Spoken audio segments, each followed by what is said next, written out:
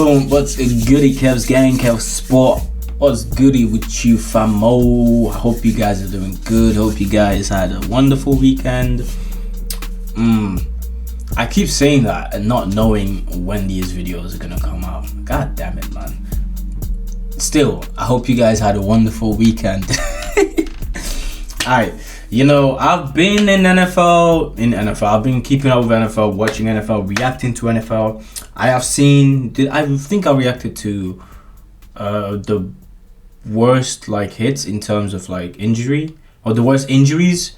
So now it's about to get more personal, and we are gonna see the biggest tragedy in NFL history.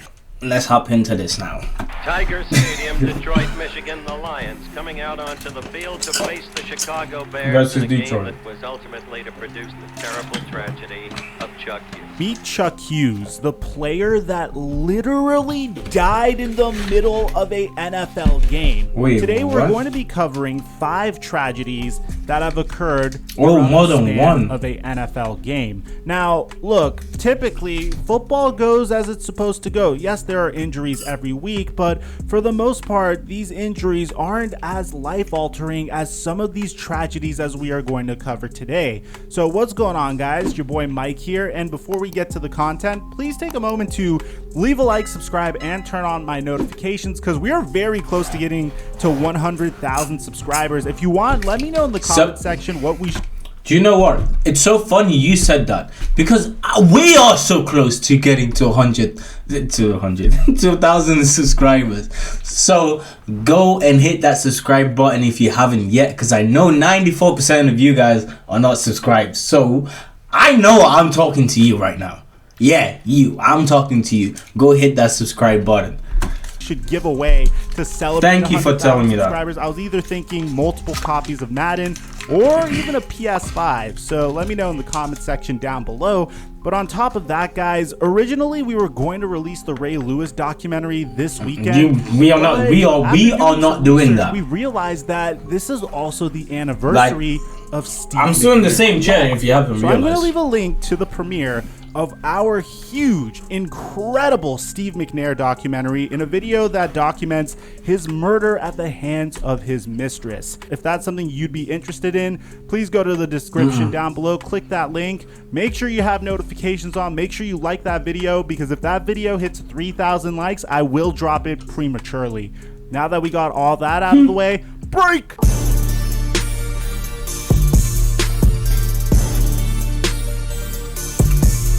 Boss, Tao, hey.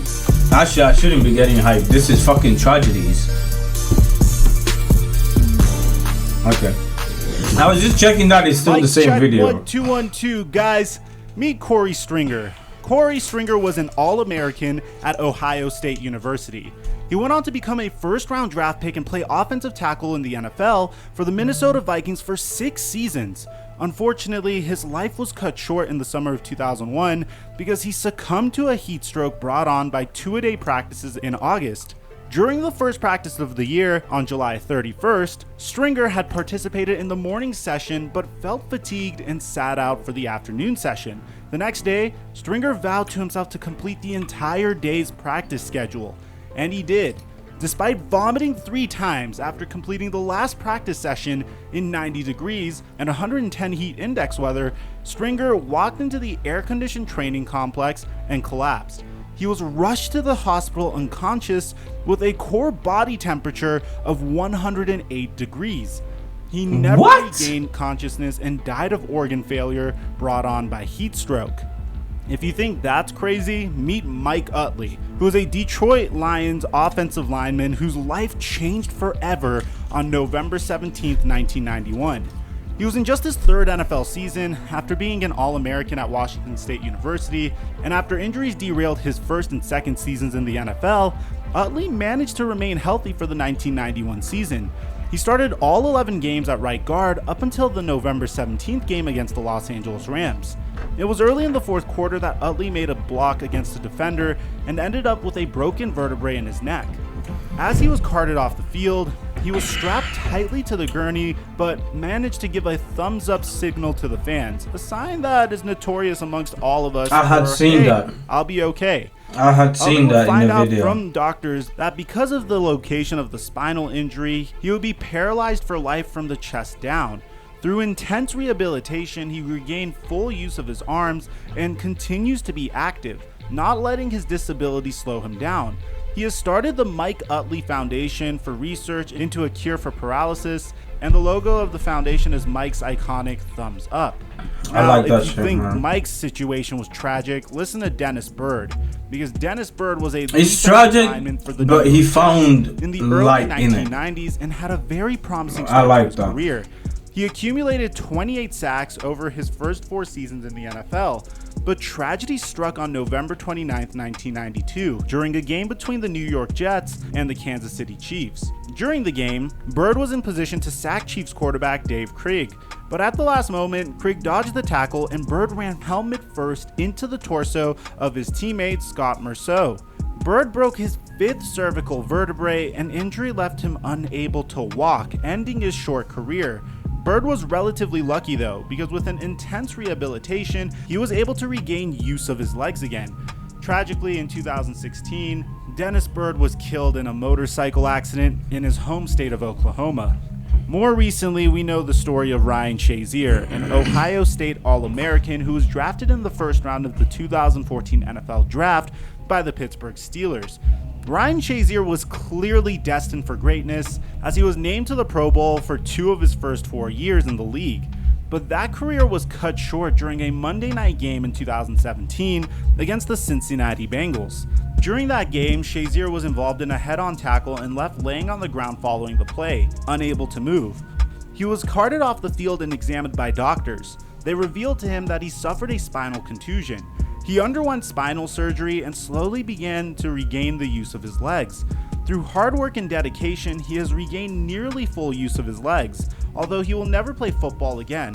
On April 26, 2018, Shazier and his fiancée walked on the stage to deliver the draft announcement of the Steelers' first-round pick in the 2018 NFL Draft. Pittsburgh Steelers select Terrell Edmonds.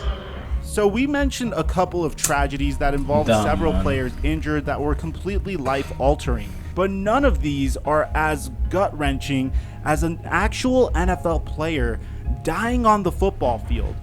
Now, the name Chuck Hughes might not conjure up any emotions in today's football fan, and most fans today probably don't even know who Chuck Hughes was. It's been almost 40 years since Chuck Hughes died, and to date, he is the only player to die on the field of play.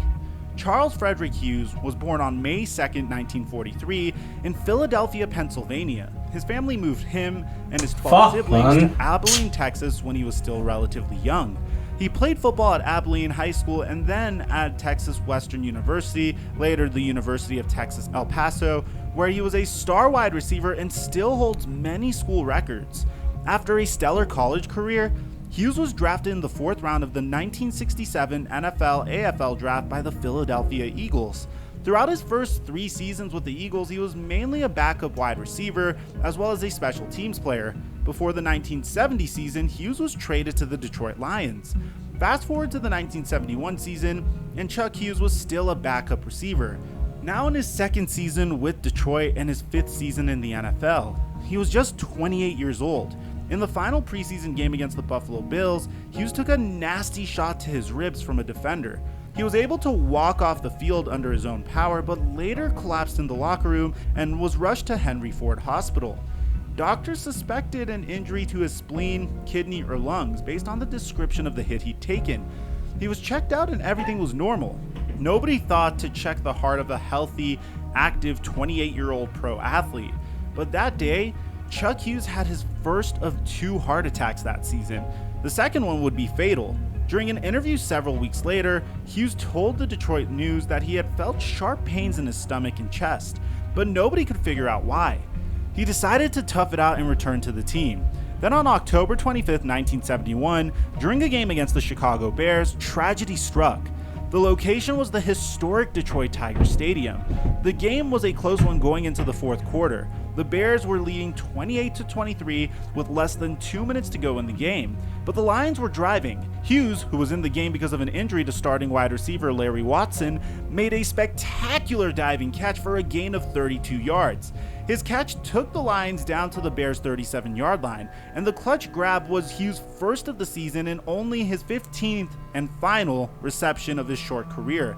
After the clutch first down, Lions quarterback Greg Landry threw 2 incomplete passes, and the Lions faced a critical 3rd down and 10 yards to go with just over 1 minute left in the game. The next play would be Hughes' last play on earth.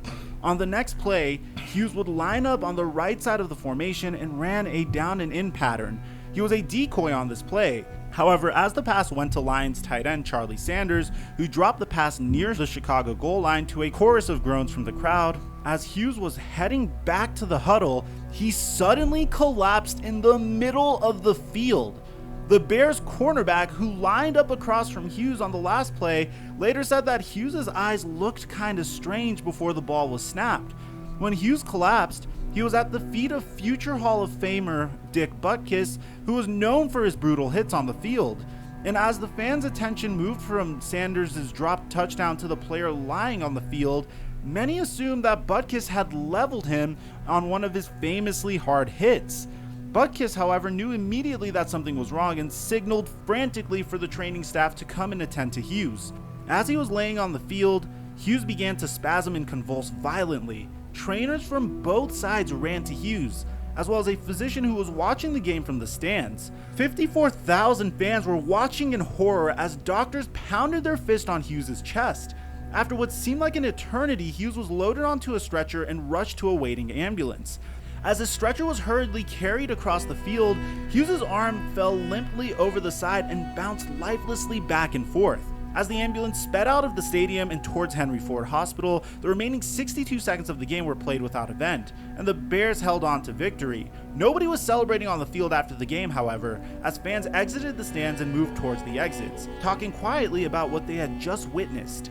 They could still hear the ambulance siren in the distance. Charles Hughes was pronounced dead at a Henry Ford Hospital at 5:34 p.m. His official cause of death was acute coronary thrombosis brought on by premature hardening of the arteries. His funeral was held a week later in San Antonio, Texas, and the entire Lions team, including head coach Joe Schmidt, was in attendance. The Lions' next game was a Monday night against the Green Bay Packers, and a moment of silence was held for Chuck Hughes.